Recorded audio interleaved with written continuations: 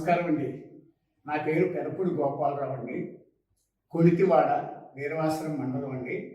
నాకు 4 సంవత్సరాలుగా షుగర్ వ్యాధి ఉంది. అయినప్పటికీ నేను భీమవరం హాస్పిటల్లో చూపించుకుంటే అక్కడ నాకు తగ్గలేదండి. ఎవరో చెప్పారు ఇక్కడ ఆశ్రమ హాస్పిటల్లో బాగా చూస్తారని. నేను ఇక్కడికి వచ్చిన కాడి నుంచి షుగర్ లెవెల్స్ అన్ని మంచి కండిషన్గా ఉన్నాయండి.